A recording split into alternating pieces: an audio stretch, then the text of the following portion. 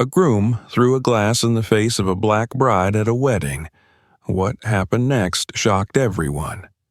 Subscribe and tell us in the comments where you're watching this video from. Kayla stood in front of the full-length mirror, the ivory silk of her wedding gown shimmering under the soft light of the bridal suite. Her reflection stared back, elegant, composed, but unable to fully mask the tension simmering just beneath the surface. The lace sleeves hugged her arms delicately, but the weight of expectation felt heavier than the fabric she wore. She adjusted the earrings her mother had given her that morning, a family heirloom passed down through generations, and tried to steady her breathing. Today was supposed to be the happiest day of her life. At least, that's what everyone kept telling her. Her best friend, Jada, swept into the room with a burst of energy, holding 2 glasses of champagne. "You're glowing," she said, handing Kayla a flute and grinning ear to ear.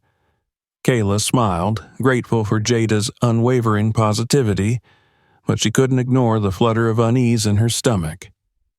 It had been there for weeks, quiet but persistent, whispering doubts she tried to dismiss. Jada must have sensed it. "Hey." She set her glass down and reached for Kayla's hands. "You're ready for this. You and Ryan love each other, and that's what matters. Don't let his mom or anyone else make you feel otherwise, okay?" Kayla nodded, but Jada's words only reminded her of the cracks she'd been desperately trying to ignore. Ryan's family was old money. Country clubs, charity galas, and multi-generational summer homes in Martha's Vineyard. They were polished, poised, and overwhelmingly white. Kayla, on the other hand, came from a hard-working, middle-class black family that valued education, tradition, and resilience. Her parents had built their lives through grit and determination, and they'd raised her to stand tall in the face of adversity. But standing tall felt harder than ever now. Her parents had voiced their concerns about Ryan early on. "Love isn't always enough," her mother had said more than once, especially when the people around you refuse to see it. Her father, ever the pragmatist, had warned her to keep her guard up. "Watch how he handles pressure, Kayla, how he defends you when it counts." At the time, she dismissed their warnings as overprotectiveness. Ryan had been sweet, attentive, and endlessly reassuring. He'd brushed off his mother's thinly veiled jabs and downplayed the tension at family dinners. He'd promised Kayla that once they were married, everything would settle. But as the wedding day loomed closer, Ryan's behavior had shifted. He'd grown more irritable, more defensive whenever Kayla brought up her concerns about his family. "You're reading too much into it," he'd said last week when she mentioned how his mother had completely erased Kayla's input on the seating chart. "She's just excited. You need to give her some grace." Kayla had tried. She'd swallowed her pride, smiled through the discomfort, and told herself that once they were married, they'd be a united front. But now, standing there in her wedding gown, she wasn't so sure. A knock at the door interrupted her thoughts. Her mother stepped inside, radiating quiet strength in a burgundy dress that perfectly complemented her dark skin. "Everyone's ready," she said softly. She studied Kayla's face, her eyes narrowing slightly. "You okay?" Kayla hesitated, but then nodded. "Yeah, just nervous." Her mother didn't look convinced, but she didn't push. Instead, she stepped forward and adjusted the neckline of Kayla's dress, smoothing the fabric with steady hands. "You look beautiful," she said. "No matter what happens today, don't forget who you are." Kayla felt the words settle in her chest, grounding her. She swallowed the lump in her throat and hugged her mother tightly. As her mother left to take her seat, Kayla turned back to Jada. "Let's do this," she said, trying to inject confidence into her voice. Jada grinned and handed her the bouquet. Damn right. The ceremony was set to take place in the garden of an opulent estate owned by Ryan's family. It was the kind of venue people gawked at in magazines. Marble fountains, manicured hedges, and twinkling fairy lights draped across towering oak trees. As Kayla stepped outside, arm in arm with her father, the murmurs began. She caught snippets of conversations as they walked down the aisle. Compliments about her dress tinged with surprise, comments about her beauty laced with condescension. Exotic. Bold choice. She cleans up well. Her father squeezed her arm, as if sensing the weight of every word. Ryan stood at the altar, smiling, but there was something in his eyes. Tension, maybe even guilt, that made Kayla's steps falter for just a moment. She forced herself forward. The ceremony itself passed in a blur. She barely registered the vows, the rings, or the officiant's voice. All she could focus on was the stiffness in Ryan's shoulders and the calculating gaze of his mother. When it was over, Ryan kissed her with the precision of someone performing a task rather than celebrating love. The guests clapped, but Kayla couldn't shake the feeling that they were clapping for a performance rather than a union. As they walked back down the aisle, Ryan leaned in close. "You're doing great," he said, but his voice sounded forced. Kayla smiled for the cameras, but her heart was pounding. The reception was held in a grand hall lined with crystal chandeliers and floral arrangements that looked like they belonged in a palace. Kayla's friends and family huddled together in one corner while Ryan's guests dominated the room, sipping champagne and exchanging pleasantries. Kayla tried to mingle, but the comments kept coming. "You must feel so lucky. I'm sure this is quite the upgrade for you. So brave of you to embrace such a different culture." Ryan didn't notice. Or maybe he did and chose to ignore it. Either way, his absence felt louder than any insult. By the time dinner was served, Kayla's nerves were frayed.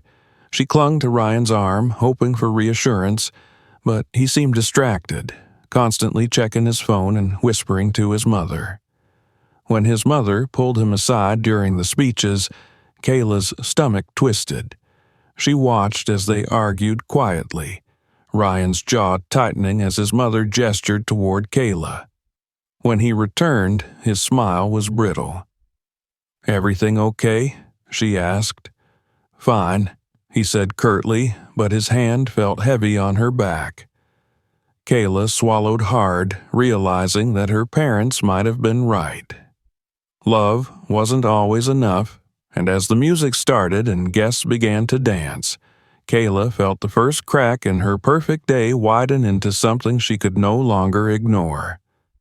Kayla stood at the edge of the bridal suite, her hands trembling slightly as she gripped her bouquet.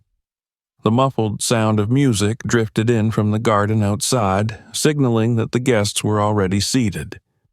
From the window, she could see them, rows of impeccably dressed men and women, most of whom she barely knew. She focused on the faces she recognized, her parents, seated near the front with expressions that mirrored her own apprehension, and her closest friends, their encouraging smiles doing little to ease the tightness in her chest. Jada appeared beside her, fixing a loose curl in Kayla's hair. "Ready?" Kayla forced a smile and nodded, but as she took her father's arm and stepped out into the sunlight, the weight of expectation pressed down on her. The garden was breathtaking. Lush greenery, delicate white flowers lining the aisle, and a crystal chandelier hanging from the pergola under which she and Ryan would exchange vows. It was perfect, but it wasn't hers. She hadn't chosen the location. That had been Ryan's mother, Eleanor, who insisted it was tradition. Kayla hadn't picked the decorations either. Eleanor had dismissed her suggestions as too bold and not quite elegant enough. The guest list was overwhelmingly skewed toward Ryan's side, packed with distant relatives and business associates who barely spared Kayla a glance as she walked past. Her father tightened his grip on her arm, sensing her hesitation. "You're strong," he whispered. Kayla straightened her shoulders and forced her legs to keep moving. Ryan was waiting at the altar, looking polished in his tailored suit. He smiled, but it didn't reach his eyes. Kayla's chest tightened.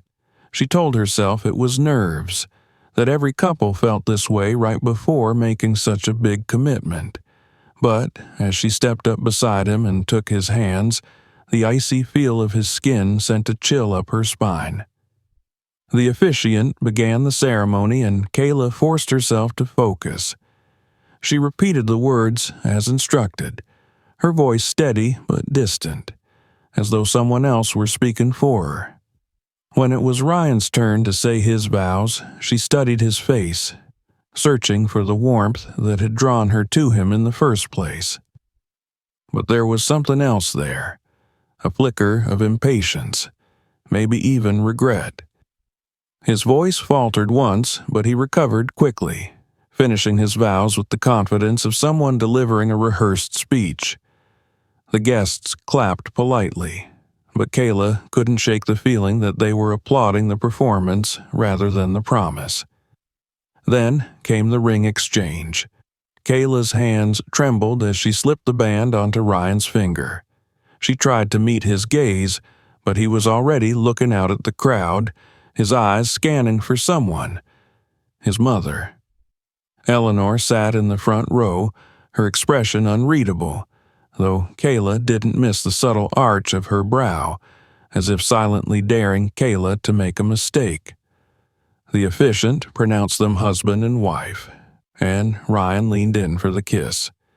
His lips brushed against hers briefly, too briefly, and then he stepped back, already turning toward the audience as though the hardest part was over. The applause rose, but Kayla barely heard it. As they made their way back down the aisle, Ryan leaned in and whispered, "See, everything's fine." But it wasn't fine. The pressure in her chest was growing, threatening to suffocate her.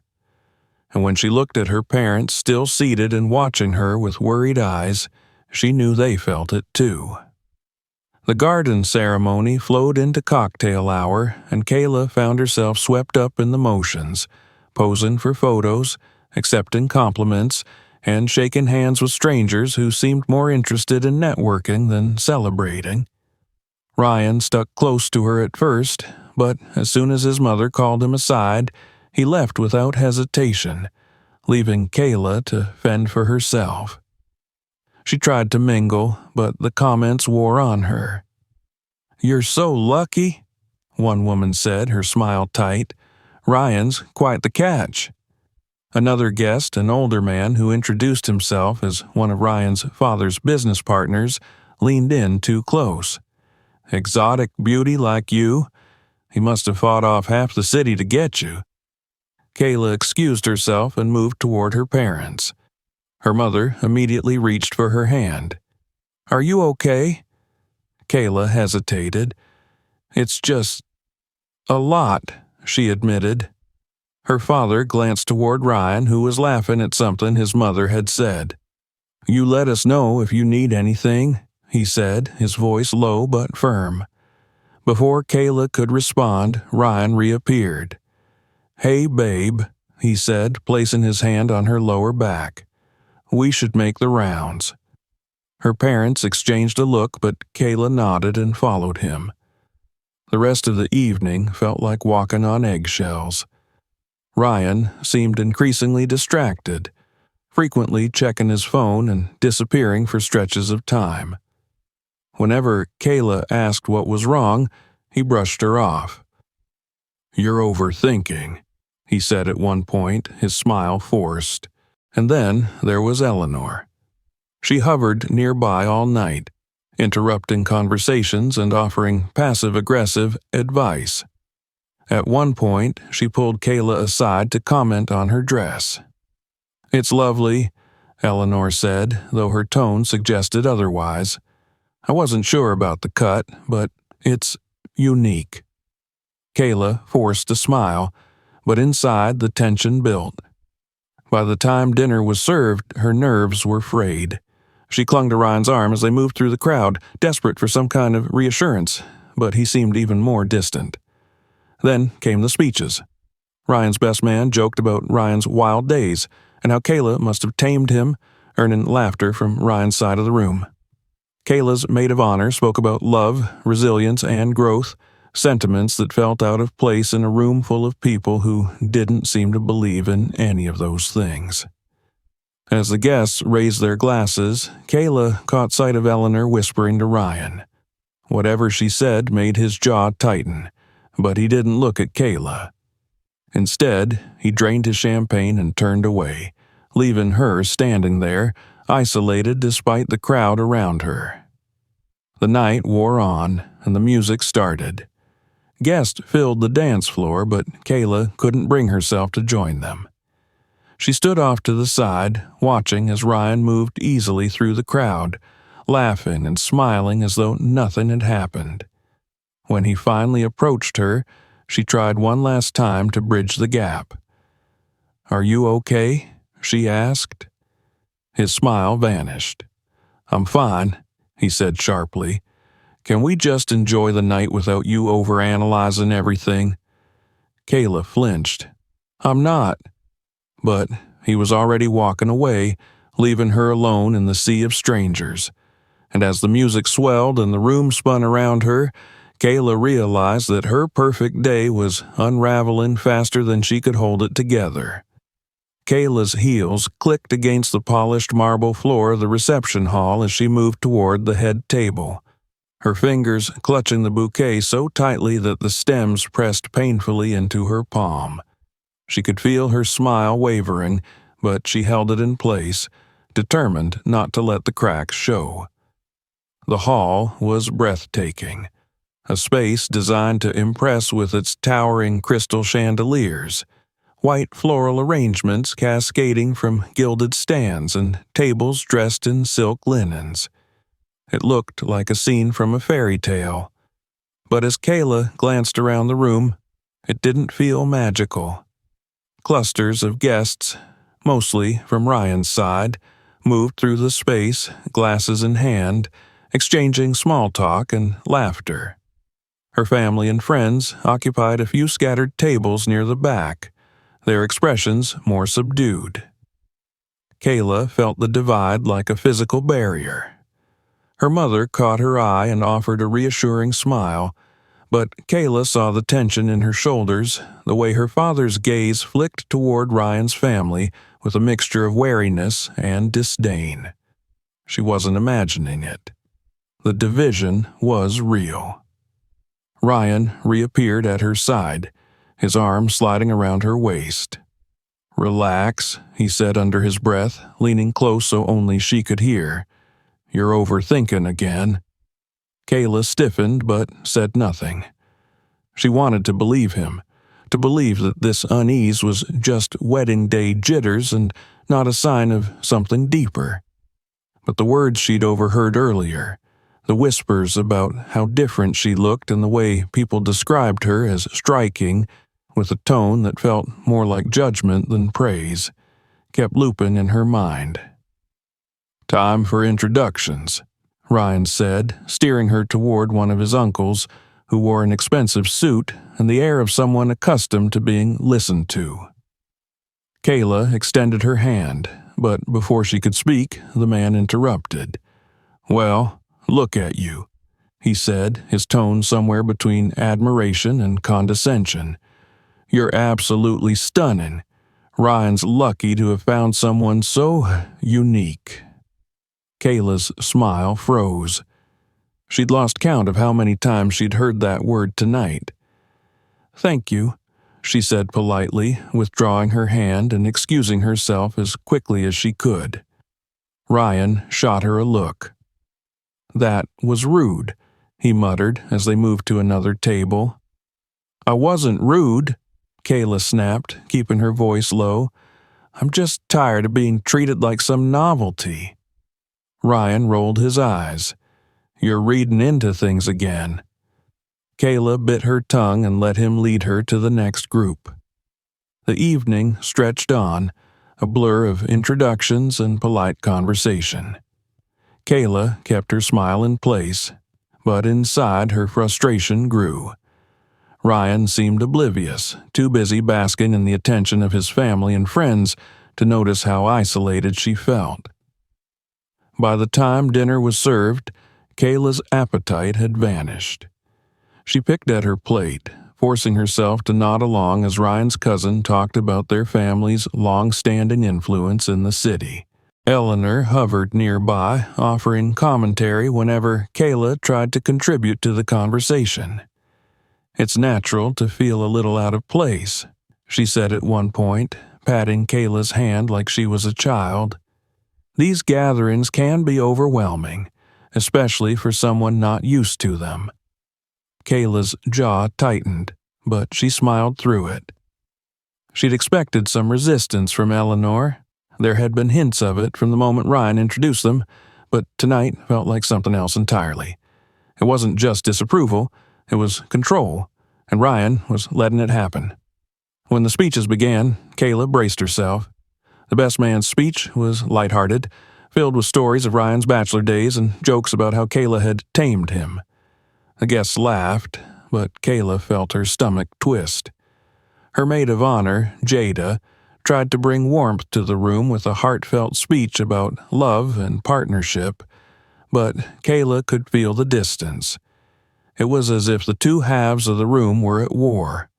One side celebrating tradition and legacy, the other side clinging to sincerity and hope. And Kayla was caught in the middle. When the dancing started, she tried to lose herself in the music, but Ryan was pulled away almost immediately by his mother. Kayla watched as they talked in hushed tones, Eleanor's hand gesturing toward her with sharp precision. Ryan's expression shifted from irritation to resignation, and when he finally returned, his face was tight. "Everything okay?" Kayla asked, already dreading the answer. Ryan hesitated. "We need to talk," he said. Kayla's heart sank. "Now?" "Yes, now," he snapped, grabbing her arm and leading her toward a quieter corner of the hall. Guests turned to watch, and Kayla felt the heat of their stares burning into her back. "What's going on?" she demanded when they were out of earshot. "My mother says you've been rude to her all day," Ryan said, his voice low but sharp. Kayla blinked, stunned. "What?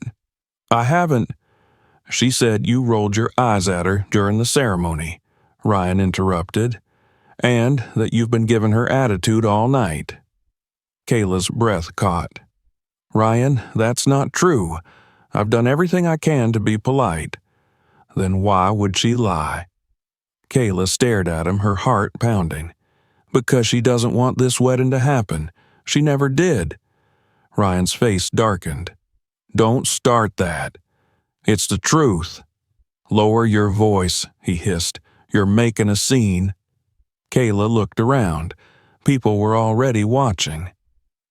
"I can't believe you're doing this right now," she said, her voice shaking. Ryan leaned closer. "You're embarrassing me." Kayla stepped back. "Embarrassing you? Your mother has been undermining me all night, and now you're taking her side? She's my mother. And I'm your wife." The words hung in the air, heavy and sharp. For a moment, neither of them moved.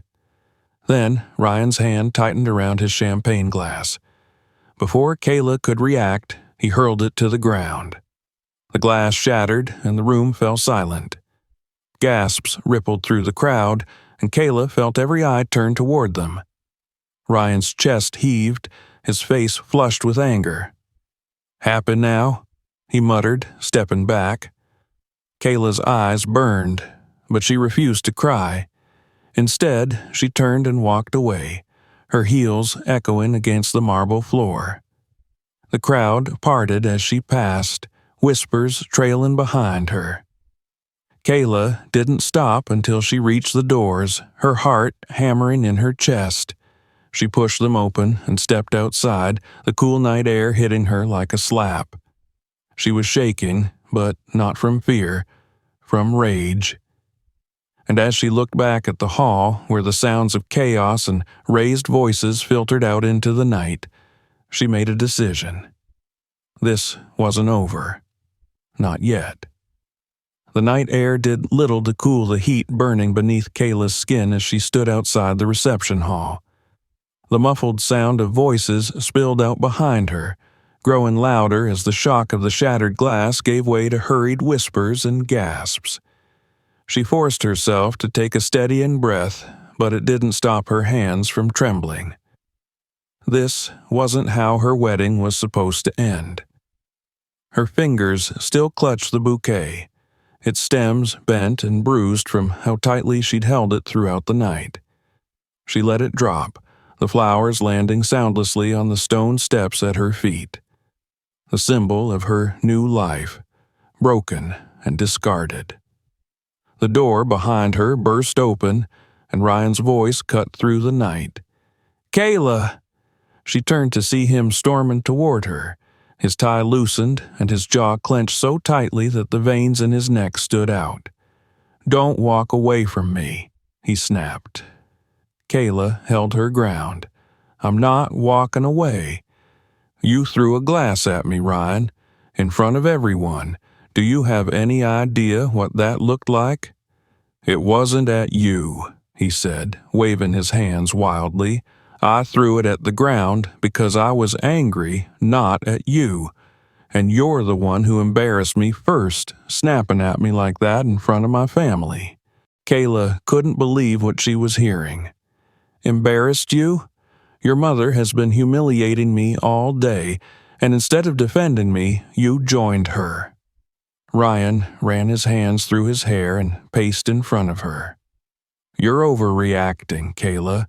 She didn't humiliate you. She's trying to make this work. But you keep looking for reasons to be offended. It's exhausting." Kayla's voice shook. "Exhausting?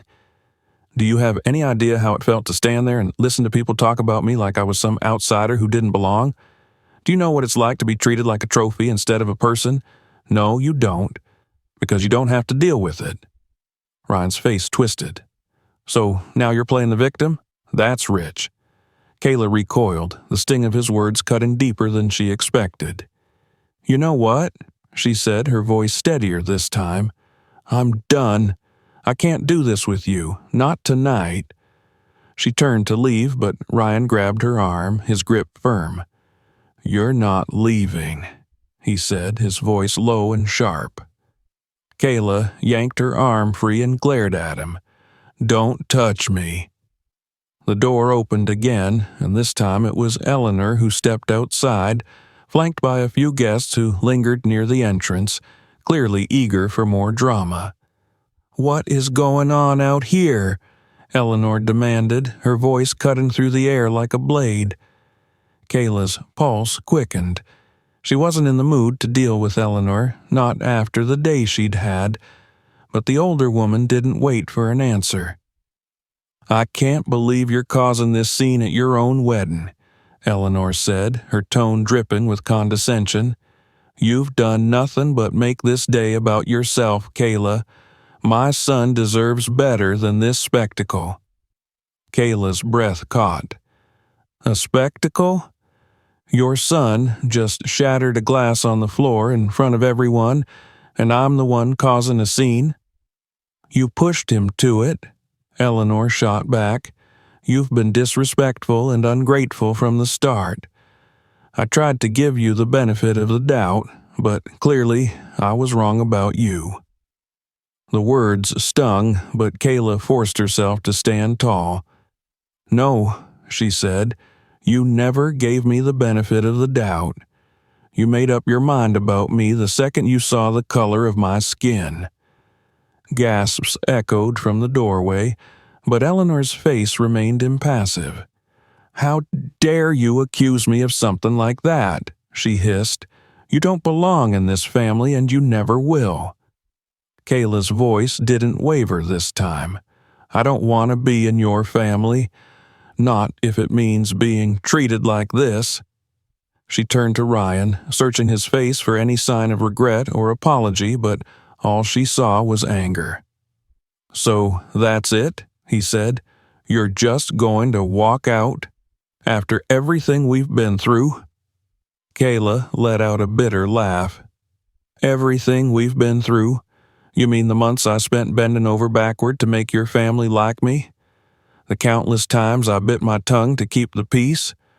Or maybe you mean the moment you chose to humiliate me in front of all these people instead of standing by me?" Ryan's face reddened. "Don't turn this around on me." "Why not?" Kayla said. "You've been doing it to me all night." Eleanor stepped closer, her expression triumphant. "If you leave now, don't bother coming back." Kayla met her gaze, her chin held high. "I won't." The crowd behind them had grown, their whispers swirling around Kayla as she turned and walked away. Her heels clicked against the pavement, but this time the sound didn't feel like defeat. It felt like freedom. She made it to the parking lot before her best friend, Jada, caught up to her. "Kayla!" Jada's voice was sharp with concern as she grabbed Kayla's arm. "What the hell happened back there?" Kayla stopped, her breath coming in short, shallow bursts. "He humiliated me," she said, her voice cracking. "He let her humiliate me." Jada's expression hardened. "You're not going back in there." "No," Kayla said, "I'm not." Jada didn't let go. "Then let's go. You're staying with me tonight." Kayla hesitated, glancing back toward the hall. The music had started again, but she knew the whispers wouldn't stop. She turned back to Jada. "Okay." As they drove away, Kayla stared out the window, the night blurring past her. Her wedding dress felt suffocating now, a reminder of how quickly the day had unraveled. But as the distance grew between her and the reception hall, something shifted inside her. She wasn't broken, not yet. And as Jada's car sped down the road, Kayla felt the first flicker of something new. Resolve. This wasn't the end of her story. It was only the beginning. The drive to Jada's apartment felt endless. Kayla sat in the passenger seat, staring out at the streaks of light from passing cars. Her wedding dress, crumpled around her legs, felt heavier with each passing mile. She gripped the edge of the seat to stop her hands from trembling. Jada's voice broke through the hum of the tires on asphalt.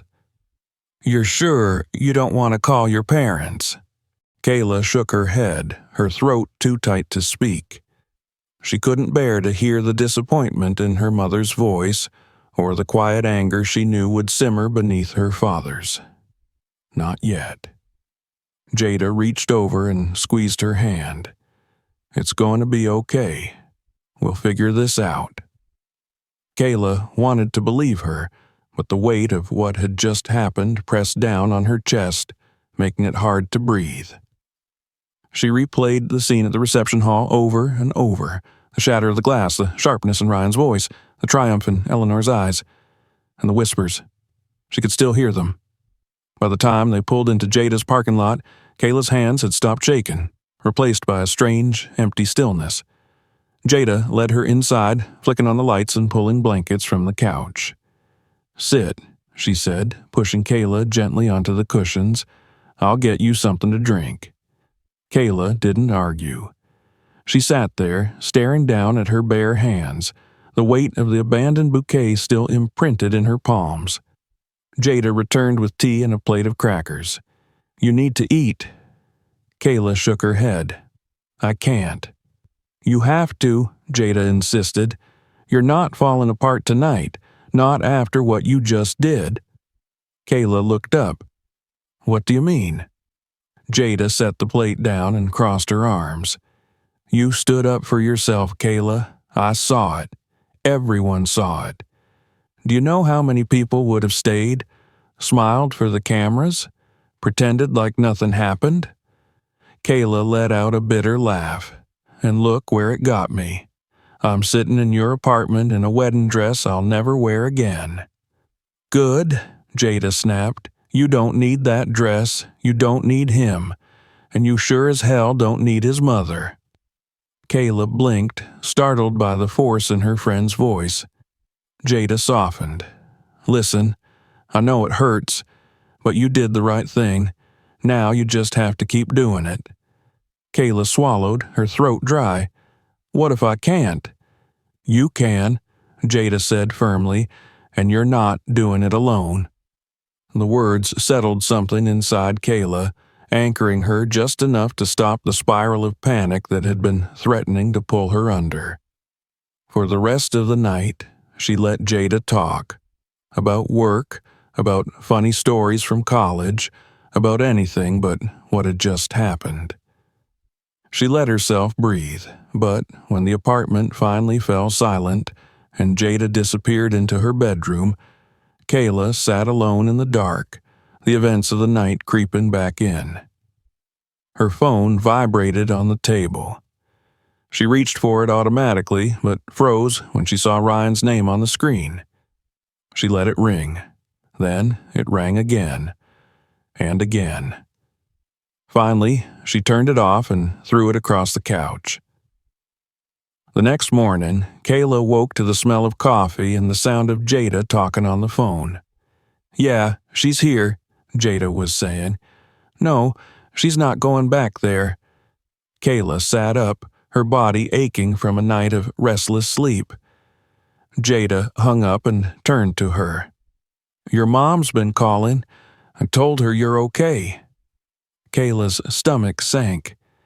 Did you tell her? No, Jada said quickly. I figured that's your call. Kayla nodded, relieved. She wasn't ready to face her parents yet, but she couldn't avoid the rest of it. She turned her phone back on and winced as the notifications flooded in. Missed calls, voicemails, and texts. Ryan's messages started out apologetic. Baby, please come back. I'm sorry.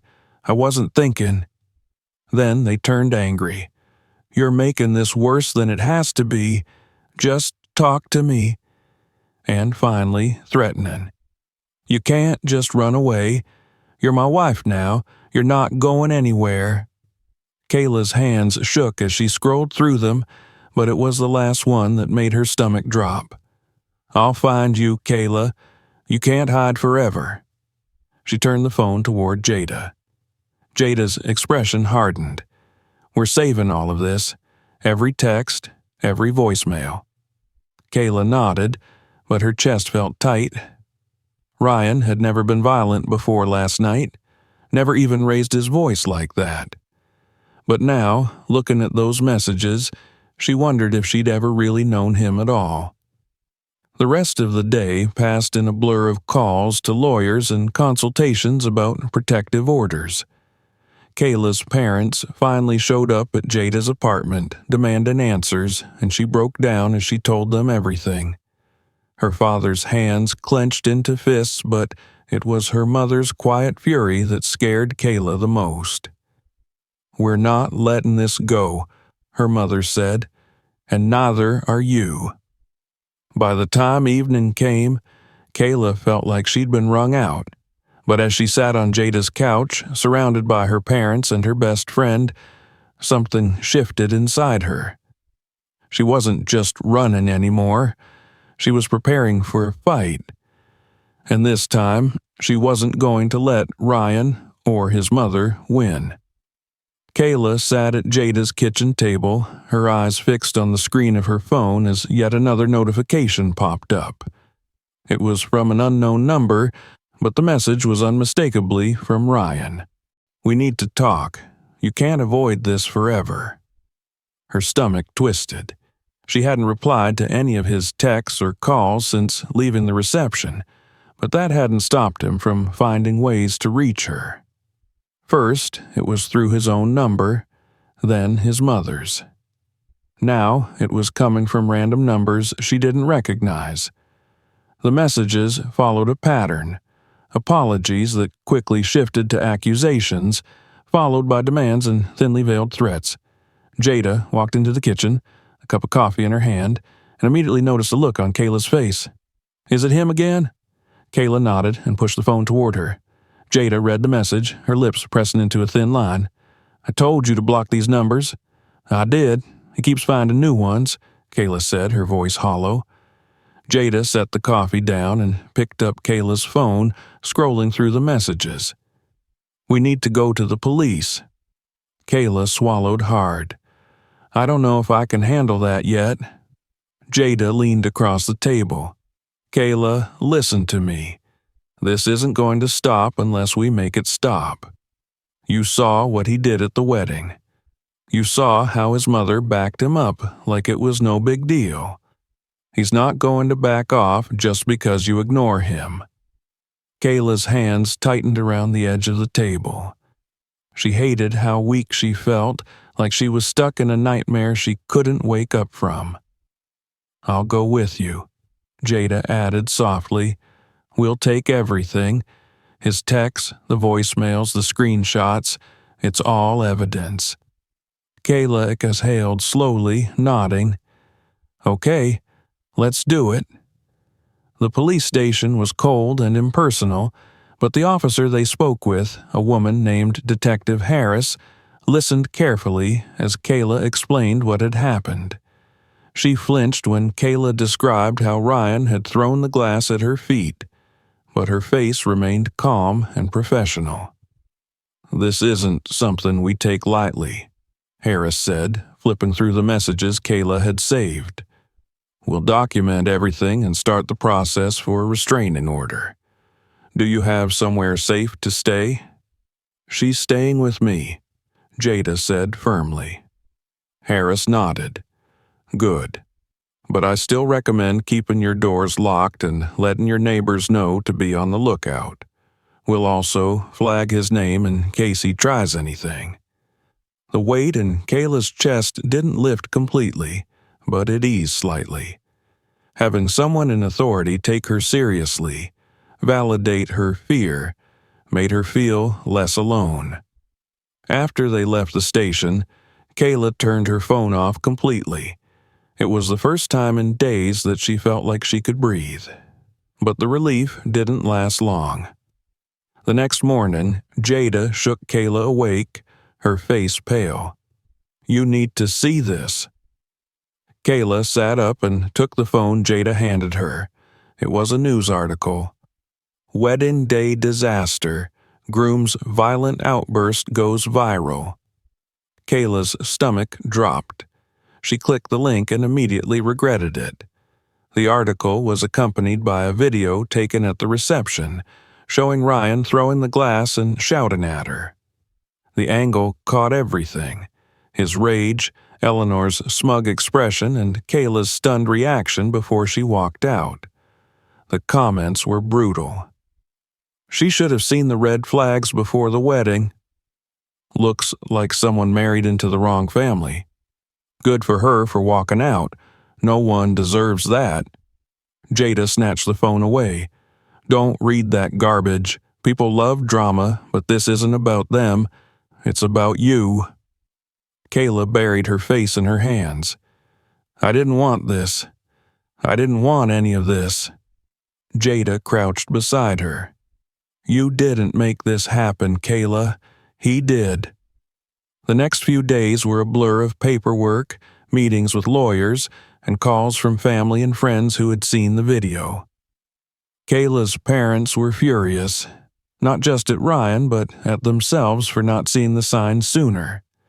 Her father insisted on installing security cameras at Jada's apartment, while her mother called every lawyer she knew to make sure Kayla was protected. But the hardest part was hearing from Ryan's sister. "I'm so sorry," the voicemail said. "I've seen this before, how he is with women. But Mom always covered for him. I should have warned you. Please, don't go back to him." Kayla listened to it twice before deleting it. She wasn't going back. The turning point came when Jada convinced her to see a therapist. At first, Kayla resisted, embarrassed by the idea of needing help. But during their first session, as she described the slow erosion of her confidence, the constant need to prove herself to Ryan's family, and the moment he shattered the glass at her feet, something shifted. Her therapist called it trauma. Kayla called it survival. Over the next few weeks, she began to rebuild. She stayed at Jada's while searching for her own apartment. She filed the restraining order and started collecting evidence for the divorce. And she blocked every number Ryan tried to use to contact her. But the most important thing she did was let herself feel angry. Angry at Ryan for betraying her. Angry at Eleanor for manipulating him. Angry at herself for not seeing it sooner. And with that anger came clarity. One night, while scrolling through her messages, Kayla found one from Ryan she hadn't deleted yet. "You can't hide forever." Instead of deleting it, she took a screenshot and sent it to her lawyer. By the time the restraining order was approved, Kayla felt stronger than she had in weeks. She wasn't afraid of Ryan anymore. She was ready to fight back. The first thing she did was hire movers to collect her belongings from the house she and Ryan had shared. With the police there to supervise, she walked through each room, reclaiming what was hers. Eleanor was there, of course, watching with narrowed eyes as Kayla packed her things. "This isn't over," Eleanor hissed as Kayla walked past her. Kayla paused at the door and turned to face her. "Yes, it is." And for the first time, she believed it. As she loaded the last box into the truck and climbed into the driver's seat, Kayla glanced at the rearview mirror. The house that was supposed to be her home faded into the distance, and for the first time in weeks, she didn't look back. Kayla stood in the middle of her new apartment, surrounded by boxes and half-assembled furniture. The air smelled faintly of fresh paint and cardboard, and sunlight streamed in through the large windows, warming the wooden floors. It wasn't much, just a small one-bedroom with white walls and creaky pipes, but it was hers. For the first time in weeks, she felt like she could breathe. The move had been chaotic. Her parents and Jada had insisted on helping, hauling boxes up 3 flights of stairs and double-checking the locks on every door and window. Her father even installed a chain lock, muttering about extra security, while her mother unpacked dishes and fussed over whether Kayla had enough groceries. She'd barely had time to process it all before Jada showed up with champagne and a celebratory "Welcome Home" banner. But now, as the quiet settled around her, Kayla felt the full weight of the moment. She wasn't running anymore. She was rebuilding. The wedding dress, stuffed in the back of her closet in a garment bag, was the only remnant of her old life she hadn't thrown away or donated. She wasn't sure why she'd kept it. Maybe as a reminder of what she'd escaped, or maybe because a part of her still needed closure. Her phone buzzed on the counter, breaking the silence. It was Jada. "Checking in. How's the new place? Need anything?" Kayla smiled. "All good, just settling in." She set the phone down and wandered to the window, looking out at the street below. The city felt bigger from up here, noisy and chaotic, but also alive in a way that matched her own determination to start over. Her thoughts were interrupted by another buzz. This time it wasn't Jada, it was Ryan.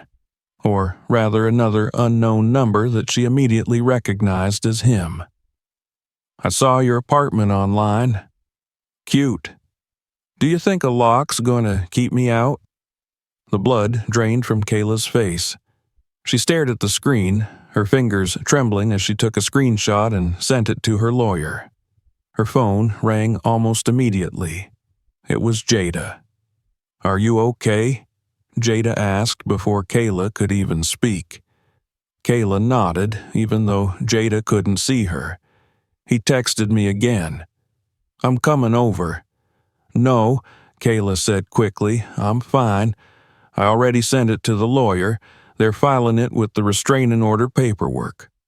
"Kayla, I'm fine." She wasn't, not really, but she needed to be. She couldn't let Ryan or his threats keep her frozen. "Call me if you need anything," Jada said reluctantly. "I will." Kayla hung up and took a shaky breath. She didn't cry. She didn't panic. Instead, she picked up the pepper spray and a personal alarm Jada had given her and tucked them into her purse. Then she walked to the door, double-checking the locks. This was her space, and she wasn't going to let him take that away from her.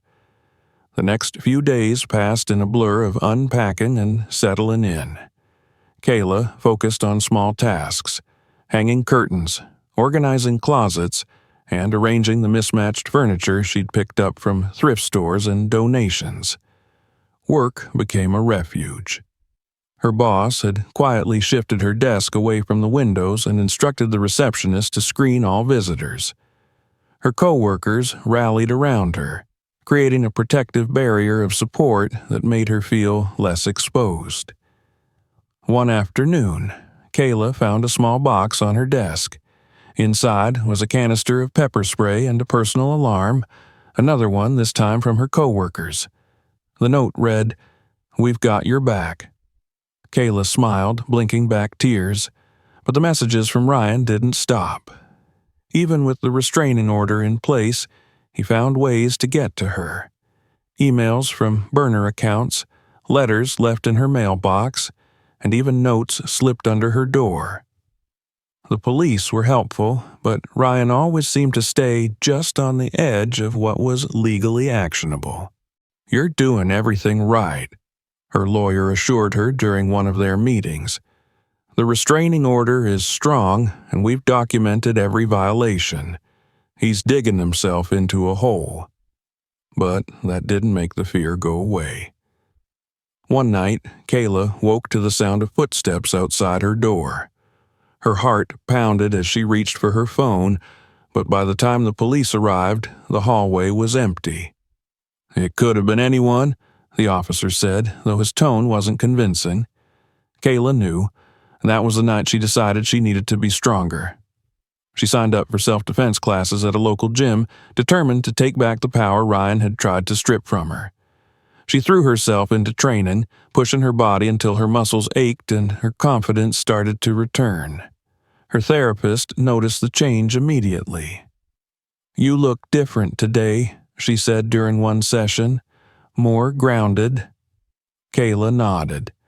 "I think I'm finally ready to stop being afraid." But just when she started to feel safe again, the past came crashing back. One afternoon, while scrolling through social media, Kayla stumbled across a post from Ryan's mother. It was a long, rambling tirade about false accusations and vindictive women, and though Kayla's name wasn't mentioned, it was obvious who the post was about. The comments were divided, some defending Ryan, others tearing him apart. But what shook Kayla most was the number of strangers weighing in on her life. Jada called as soon as she saw it. "Ignore it," she said. "She's just desperate." But Kayla couldn't ignore it. Instead, she did something she never thought she'd do. She posted her own statement, sharing her side of the story and thanking the people who had supported her. She included screenshots of the threats Ryan had sent and mentioned the restraining order. The response was overwhelming.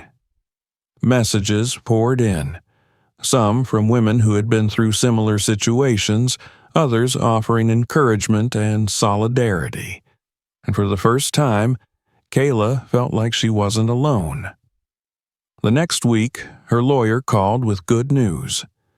"The restraining order is permanent," he said, "and Ryan's losing his job." His company started an internal investigation after the video went viral, and it turns out this isn't the first complaint against him.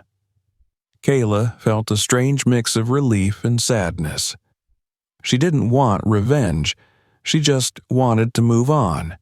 But as she sat in her apartment that night, surrounded by the pieces of her new life, she knew she was finally free. And she wasn't going to let anyone take that away from her again. Kayla sat on the floor of her apartment, surrounded by half-empty boxes and stacks of papers that marked the remnants of the legal battle she'd finally won. The room was quiet except for the hum of the refrigerator and the occasional creak of the old pipes in the walls. She reached for the last box, marked Memories, and hesitated before opening it. Inside were wedding invitations that had never been sent, thank you cards still in their wrappers, and a framed photo of her and Ryan during their engagement shoot. She stared at the photo, her fingers hovering over the glass. They'd looked so happy that day, laughing in the sunlight, his arm wrapped tightly around her waist. It was hard to believe that the man in the photo was the same one who had shattered a glass at her feet and threatened her with messages that still haunted her dreams. Kayla set the frame aside and pulled out the wedding dress, still zipped inside its garment bag. She'd avoided looking at it for weeks. But now, as she unzipped the bag and let the fabric spill out onto the floor, she felt nothing. No sadness. No longing. Just finality. A knock at the door broke her trance. "It's open," she called. Jada stepped inside, holding a bottle of wine and 2 glasses. "I come bearing gifts," she said with a grin, but her expression softened when she saw the dress spread out on the floor. "Are we burning it? Because I brought matches." Kayla laughed, a real laugh for the first time in what felt like forever. "Not yet. I thought about donating it." "To what? A haunted house?" Kayla snorted, shaking her head. "No, a women's shelter. Maybe someone can turn it into something beautiful." Jada's eyes softened. "That's perfect." They sat on the couch, glasses in hand, and Jada raised hers. To new beginnings. Kayla clinked her glass against Jada's. To never looking back. The wine was sweet, and for the first time Kayla let herself savor the taste without worrying about what came next. But the peace didn't last long. Her phone buzzed on the coffee table and Jada grabbed it before Kayla could. "Don't. Whatever it is, it can wait." Kayla reached for the phone, but Jada pulled it away. "It's him, isn't it?" Jada asked, her voice tight. Kayla froze, but when she finally grabbed the phone and looked at the screen, it wasn't Ryan. It was her lawyer. "Case closed. Restraining order is final. No more loopholes." Relief washed over her so suddenly that she felt lightheaded. She handed the phone to Jada, who read the message and let out a triumphant whoop. "He can't touch you now," Jada said, pulling Kayla into a hug. "You did it." Kayla let herself exhale, the tension she'd been carrying for months finally starting to ease. The next morning, Kayla woke up to sunlight streaming through the windows and the sound of birds outside. It felt different, like waking up after a storm and realizing the sky was clear again. She made coffee and sat on the tiny balcony overlooking the street. The city felt alive in a way it hadn't before. She watched people rushing to work, parents walking their kids to school, and joggers weaving through traffic. Life kept moving, and so would she. Her phone buzzed again, this time a text from her boss. "We need to talk about your promotion. Seattle office still interested?" Kayla stared at the message. She'd almost forgotten about the offer, buried under weeks of legal battles and emotional recovery. The idea of leaving the city, leaving all the memories behind, was tempting. She texted back, "Can we talk later today?" An hour later, she sat in her manager's office, her hands folded tightly in her lap as he outlined the details. It wasn't just a promotion. It was a chance to lead her own team. A chance to start over in a new city where no one knew her as the bride from the viral video. When he finished, she didn't hesitate. "I'll take it." The weeks leading up to the move were a blur. Kayla packed up her apartment, sold what she didn't need, and threw away anything that reminded her of Ryan. The wedding dress was donated to the shelter, and the photo of their engagement shoot went into the trash. Her parents threw her a going-away party, and Jada promised to visit as soon as Kayla was settled. But the hardest part was saying goodbye to the version of herself that had walked down that aisle, full of hope and love, only to have it all come crashing down. She wasn't that woman anymore, and as she boarded the plane to Seattle, she didn't look back. 3 months later, Kayla stood on the balcony of her new apartment, watching the sun set over Puget Sound. The air smelled like salt water and rain, and the view stretched endlessly in every direction. Her phone buzzed, and she picked it up to see a text from Jada. Guess what? Ryan's engaged again. Kayla felt a pang of pity for the woman who had taken her place, but it didn't last long. "Don't worry," Jada's next text said. "I sent her the video." Kayla smiled. She hoped the woman listened, but if she didn't, Kayla knew she couldn't save her. She could only save herself. That night, Kayla pulled out the journal her mom had given her before the wedding, the one she'd been too afraid to write in until now. She flipped to the first blank page and picked up a pen. "Dear Diary, 6 months ago, I thought my life was over. Today, I know it was just beginning. I walked away from a man who tried to break me, and I rebuilt myself from the ground up. I'm not a victim. I'm not a survivor. I'm just me, stronger, wiser, and finally free." She closed the journal and looked out at the horizon. The sky was painted in shades of gold and pink, and for the first time in months, Kayla felt at peace. Her story wasn't over. It was just getting started. Thanks for watching. Don't forget to subscribe so you don't miss new videos. Share this video with your friends and leave comments. I care about your opinion. Watch the next and other videos on the channel. There are many more interesting stories to come.